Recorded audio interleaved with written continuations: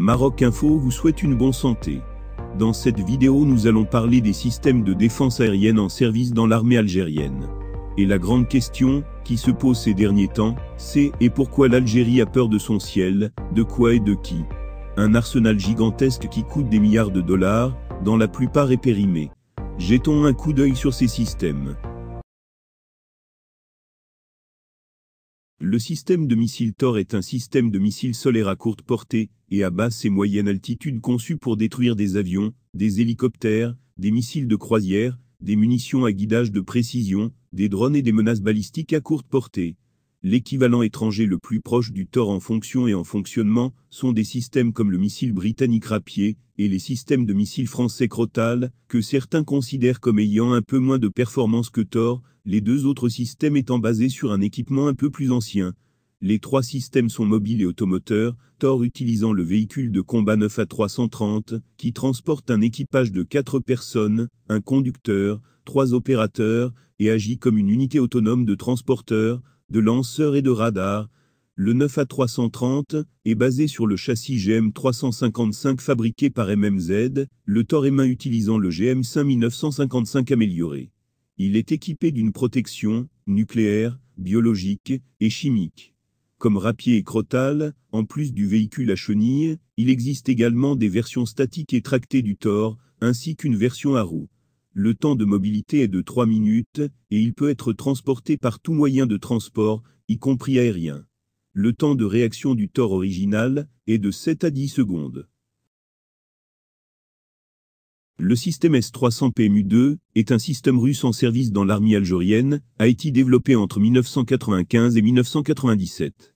Le système est apparemment capable non seulement contre les missiles balistiques à courte portée, mais aussi contre les missiles balistiques tactiques à moyenne portée. Les capacités de combat du nouveau système ont été testées pour la première fois, le 10 août 1995.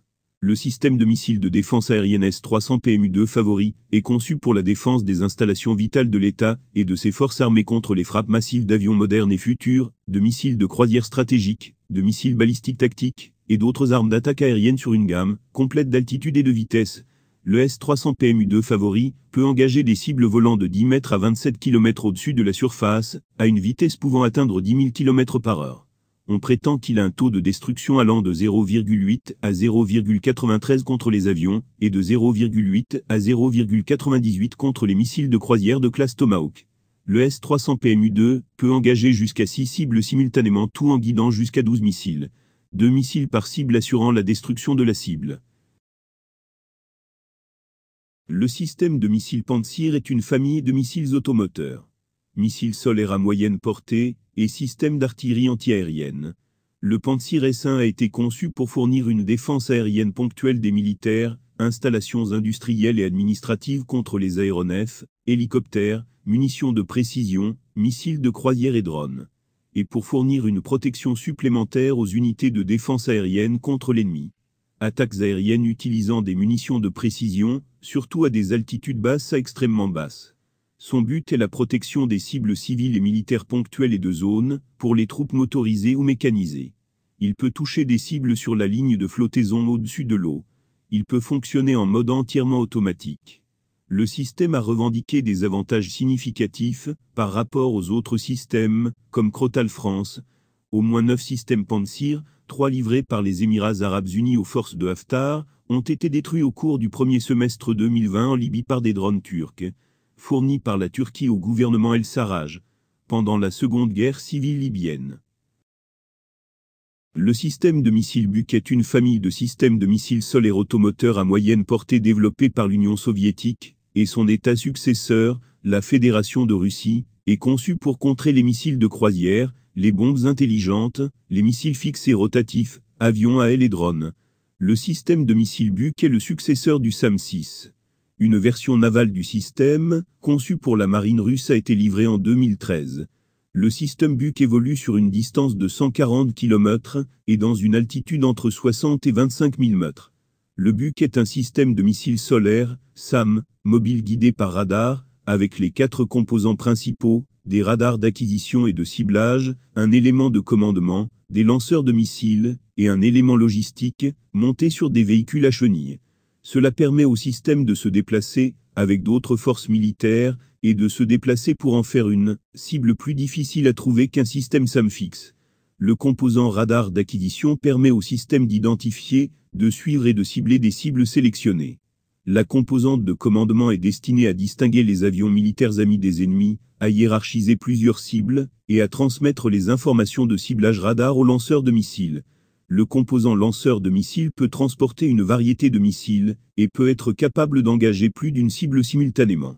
La composante logistique transporte des missiles supplémentaires, et fournit d'autres fournitures et pièces pour le système et les opérateurs.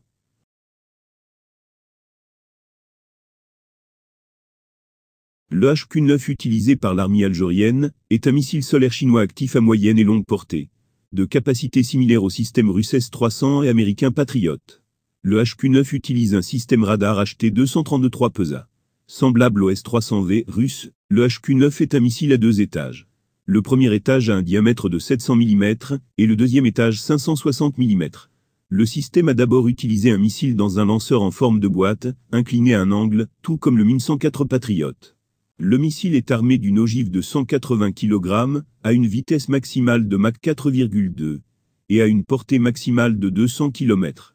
Le contrôle du vecteur de poussée du HQ-9 est l'identification visuelle la plus évidente qui le distingue du S-300V. Le TVC du HQ-9 est exposé, et peut donc être observé de côté, tandis que le TVC du S-300V n'est pas exposé. Le système de guidage du HQ-9 est composé d'un guidage inertiel, d'une liaison montante à mi-parcours, et de systèmes de guidage terminal radar actif. Nous avons parlé ici des principaux systèmes de défense aérienne en service dans l'armée algérienne.